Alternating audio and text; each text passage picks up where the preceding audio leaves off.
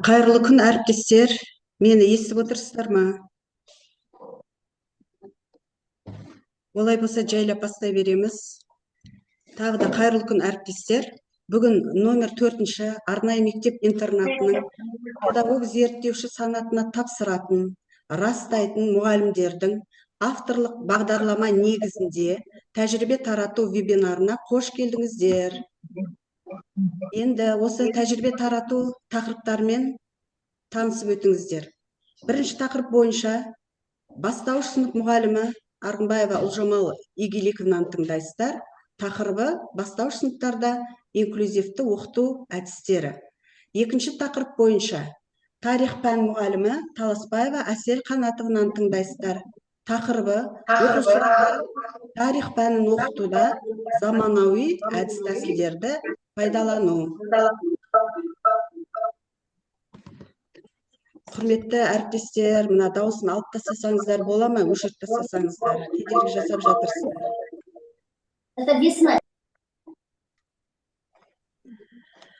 Ал бірінші тақырып бойынша инклюзивті оқыту әдістері туралы айтпас бұрын мен инклюзивті білім берудің жаңағы шығу тарихына, даму кезеңдеріне және қазіргі жағдайына қысқаша тоқталып кеткім келеді. Енді инклюзивті білім беру дегеніміз не? Инклюзивті білім беру барлық балалардың, соның ішінде ерекше қажеттіліктері бар оқушылардың жалпы білім беру жүйесінде тең дәрежеде білім алуын қамтамасыз ететін тәсіл. Бұл концепция білім алуда тең мүмкіндіктерді береді, кемсітушіліктерді болдырмайды және әрбір баланың әлеуетін толық іске асыруын көздейді. Енді ерте заманнан бастап орта ғасырға дейін ерекше қажеттіліктері бар адамдар қоғамнан алшақтау болды, оқшаланды. Олар көбінесе үйде немесе арнайы мекемелерде өмір сүрді. Тек 18 ғасырдың басында бірнеше ғалымдар, солардың ішінде Иоганн Генрих Песталоцци, ерекше қажеттіліктері бар балалардың ерекшеліктерін ескере отырып, білім беруді дамыту қажеттілігі туралы айтты. Сонымен 19 ғасырдың басында көптеген арнайы мектептер ашыла бастады. Мәселен, Америка Құрама Штаттарында 1817 жылы нашар еститін балаларға арналған, есту қабілеттері нашар балаларға арналған алғашқы арнайы мектеп ашылды. 1950 жылдары көптеген осылай арнайы мектептер ашылды. Дегенмен де бұл жердегі оқушылар қоғамнан алшақ қалып отырды. Сөйтіп 1975 жылы Америка Құрама Штаттарында мүмкіндігі шектеулі балаларға білім беру заң қабылданды. Бұл жерде ерекше қажеттіліктер бар оқушылар жалпы білім беретін мектептерде білім алуға мүмкіндік алды. Сөйтіп, инклюзивті білім беру дүние жүзінің көптеген елдерінде тарай бастады. Мысалы, осы инклюзивті білім беру Скандинавия елдерінде, енді білесіздер, Скандинавия елдеріне жаңағы Дания, Иордания, жаңағы Финляндия елдері жататын. Осы елдерде инклюзивті білім беру кеңінен таралды. Жаңағы ерекше қажеттіліктері бар балалар жалпы білім беретін мектепте білім алды. мұғалімдері жаңағы инклюзивті әдіс тәсілдерді қолданды. Тағы да мына Америка, Канада, Англия елдерінде де осы инклюзивті білім беру кеңінен тарады. Бірнеше Азия елдерінде, мысалы Япония, Қытай, Үндістанда осындай инклюзивті білім беру дамыды, дегенмен де ол жерде әлі де арнайы мектептер кездеседі. Ал енді біз Қазақстанға келетін болсақ, 2011 жылы білім туралы заңға өзгерістер енгізілді. Сөйтіп, бұл жерде инклюзивті жаңағы білім беру концепциясы ресми түрде мойындалды. Яғни 2020 жылға дейін бізде мемлекетте жаңағы білім беру бағдарламасына жаңағы ерекше қажеттіліктері бар балаларға арналған мектептерде инклюзивті сыныптар ашу көзделді. Яғни қазіргі уақытта елімізде жаңағы инклюзивті мектептер саны көбейіп келе жатыр. Бірақ дегенмен де материалдық базаға келетін болсақ, жаңа мамандардың жетіспеушілігі деген сияқты мәселелер әлі де бар. Енді менің авторлық бағдарламам жаңа математика сауаттылығын арттыруда жаңа оқыту әдіс тәсілдерін қолдану болып келеді. Енді осыған тоқталып кетейін. Енді ерекше оқушылардың математика сауаттылығын арттыруды әдіс тәсілдер арқылы оқыту аса маңызды болып табылады. Өйткені бұл білім беру негізгі қағидаттарға сәйкес келеді және әрбір оқушының білім алуға деген құқығын қамтамасыз етеді. Мұндай оқытудың маңыздылығы бірнеше себептермен негізделеді. Енді осы себептерге, яғни себептер деп айтуға болады, қағидаттары деп айтуға болады. Осы қағидаттар жеке-жеке айтып шығайын. Әлеуметтік теңдік пен инклюзия, жеке ерекшеліктерді ескеру, өзіндік сенімділік пен мотивацияны арттыру, танымдық қабілеттерді дамыту, қоғамдық интеграция және оқу нәтижелерін жақсарту. Енді осы қағидаттарға жеке тоқтап кетеміз. Әлеуметтік теңдік. Енді ерекше қажеттіліктері бар оқушылар да жалпы білім беру процесіне толық қатысуға құқылы. Арнайы әдіс тәсілдер арқылы оқыту олардың математикаға қатысу мүмкіндіктерін арттырады және өздері қатарлы оқушылармен тең дәрежеде білім алуына мүмкіндік береді. Бұл оқушылардың қоғамда өз орнын табу үшін маңызды. Келесі қағидат бұл жеке ерекшеліктерді ескеру. Енді барлықтарыңыз білесіздер, әрбір оқушының оқу қабілеті, ерекшеліктері әртүрлі болып келеді. Енді осы арнайы әдістерді қолдану арқылы оқушылардың оқу процесіне қызығушылығын арттырып және оларды оқу процесінде қолдап отырған маңызды. Жеке қажеттіліктеріне сәйкес бейімделген оқыту олардың оқу бағдарламасын түсінуін жеңілдетеді және жетістіктерге жетуге көмектеседі. Келесі қағидат бізде өзіндік сенімділік пен мотивацияны арттыру. Яғни математика пәні кейбір, барлық оқушылар деп айтпаймыз, енді кейбір оқушылар үшін бір қиын пән болуы мүмкін. Әсіресе ерекше қажеттіліктері бар оқушылар үшін. Олар үшін арнайы әдіс тәсілдер қолданып, оқу арқылы қиындықтарды жеңіп, әрбір кішкентай жетістікті атап өту арқылы осындай ерекше қажеттіліктері бар балалардың бойында мотивацияны арттыруға көмектеседі. Келесі қағидат бізде өзіндік сенімділік пен мотивацияны арттыру.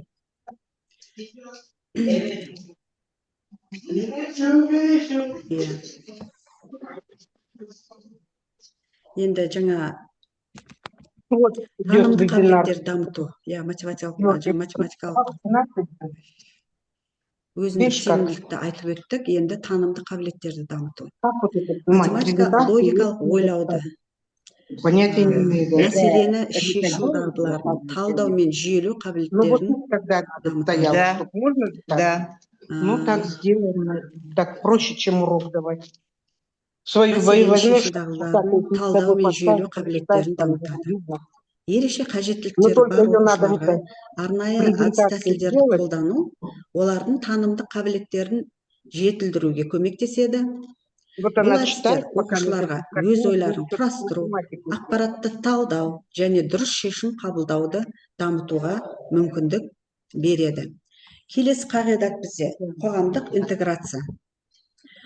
Математикалық сауаттылық өмірде күнделікті кездесетін есептерді шешуде, мәселен, қаржылық жоспарлау, сауда жасау сияқты қарапайым іс-әрекеттерде қажет болады. Ерекше қажеттіліктері бар оқушылардың математикалық сауаттылығын арттыру олардың қоғамдық өмірге бейімделуіне, дербестікке жетуіне және өз бетімен шешім қабылдауына көмектеседі. Енді ең соңғы қағидат бұл оқу нәтижелерін жақсарту. Арнайы әдіс-тәсілдер мен қолдау арқылы ерекше оқушылардың математика пәніндегі жетістіктері арта түседі.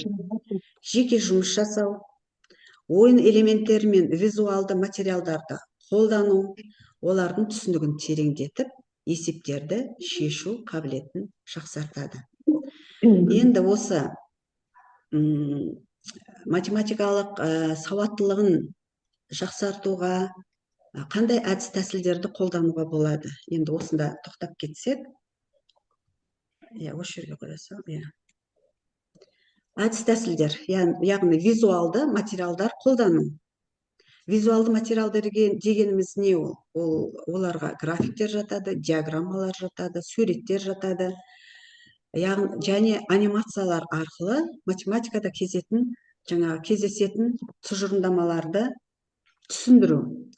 Келесі әдіс-тәсіл бұл ойын технологиялары.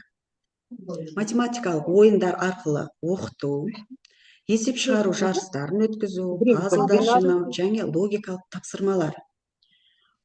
Келесі әдіс-тәсіл бұл манипулятивті құралдар, яғни нақты заттар пайдалану арқылы оқушыларға түсінікті ұғындыру. Нақты жаңағы заттарға нелер жатады? Математикалық фигуралар, есепшоттар, кубиктер жатады. Жеке оқыту әдістері, яғни оқушылардың деңгейіне сәйкес жеке тапсырмалар беру және жетістіктерін бағалау. Келесі әдіс-тәсіл бұл ақпараттық коммуникациялық технологиялар. Бұл жерде балалар жаңа компьютерлік бағдарламалар мен онлайн платформаларын пайдалану арқылы математиканы үйренуді жеңілдетеді. Келесі әдіс-тәсіл бұл топтық жұмыс. Оқушыларды шағын топтарға бөліп, бір-біріне көмектесу арқылы есептерді шешуге бағыттау. Енді осы әдіс-тәсілдерді ерекше қажеттіліктері бар балаларды оқытуда қолдану қандай мақсатқа жеткізеді? Татьяна, выключите микрофон, бар оқушылардың математикалық сауаттылықтарын арттыру үшін тиім әдіс-тәсілдерді қолдану арқылы математикалық түсініктерін қалыптастыруға болады, логикалық ойлау қабілеттерін дамытуға болады, оларды күнделікті өмірде математиканы қолдануға ынталандыру.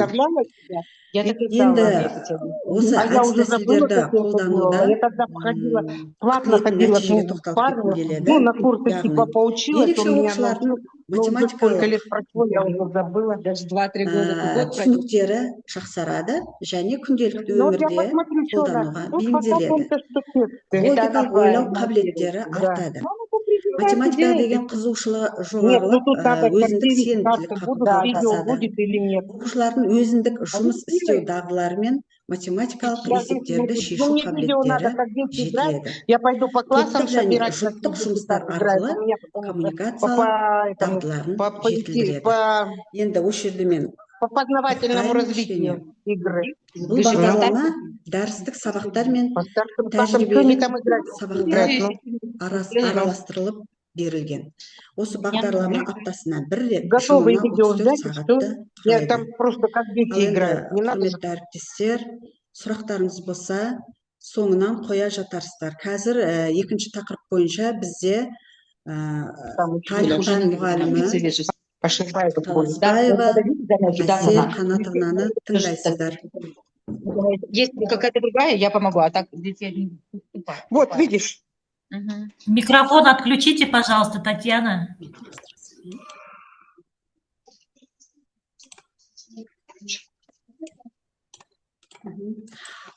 Сәлеметсіздер ме әріптестер, барлықтарыңызды айт мерекесімен құттықтаймын.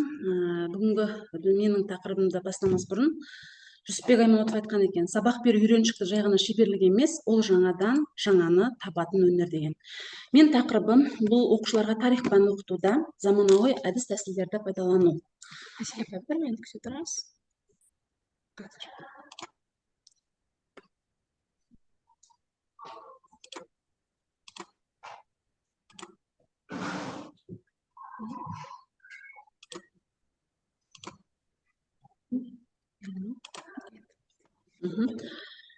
Мен тақырыбым оқушыларға тарих пәнін оқытуда заманауи әдіс тәсілдерді пайдалану болып табылады.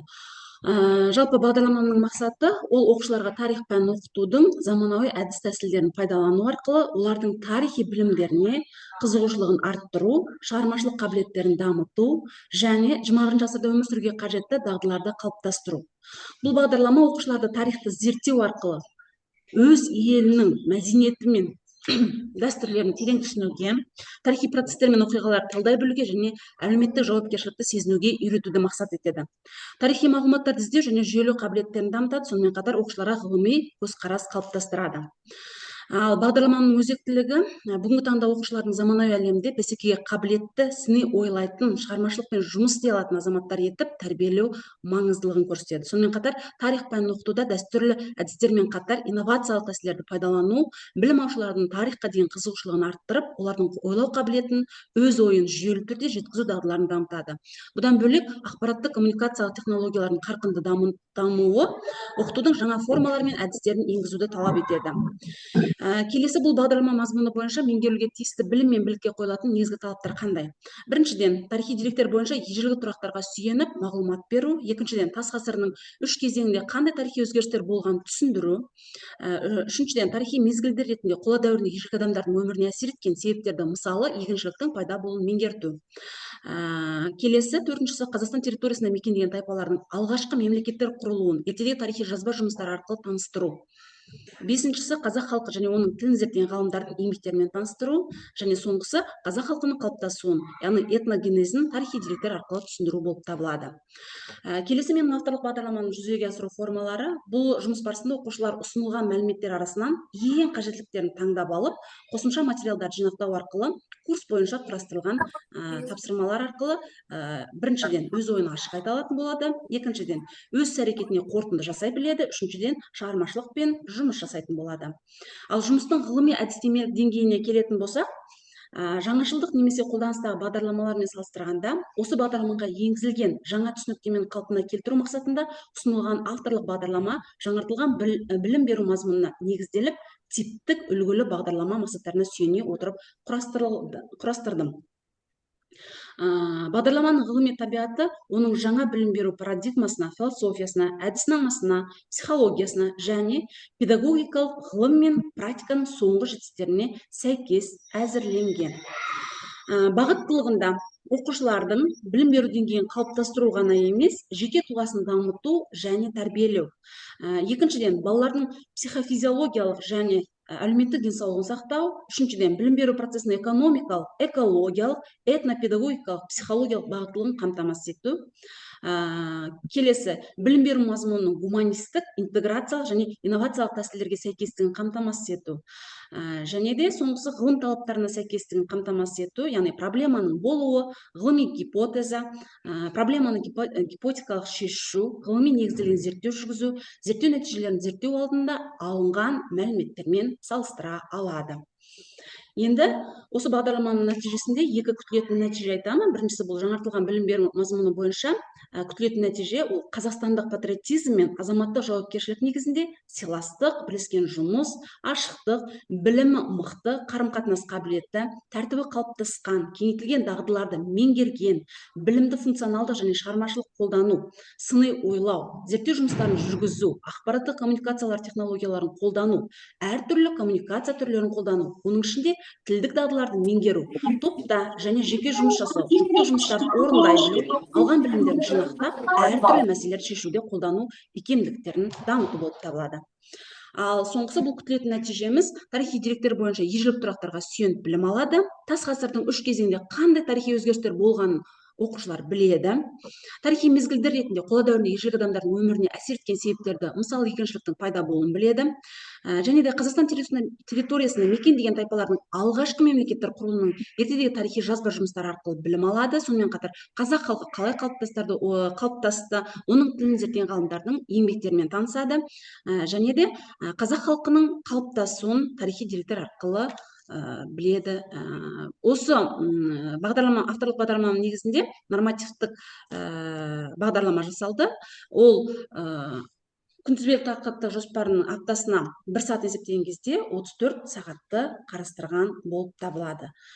Барлықтарыңызға біздің бүгінгі екі автордың, яғни Олжамал Игіліковна мен менің авторлық бағдарламамның трансляцияға қатысқандарыңызға рахмет айта отырып, сұрақтарыңыз болатын болса, қоюларыңызға болады.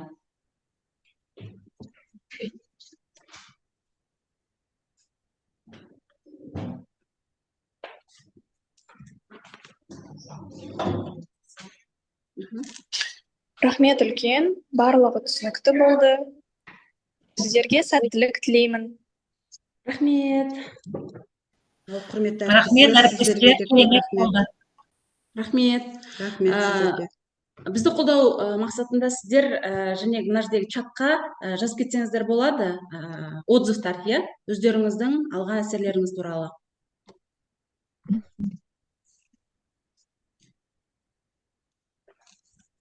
Барлығымызға сәттілік. Рахмет әріптестер, сіздерге көп. Жарынан қалай шығарса болады.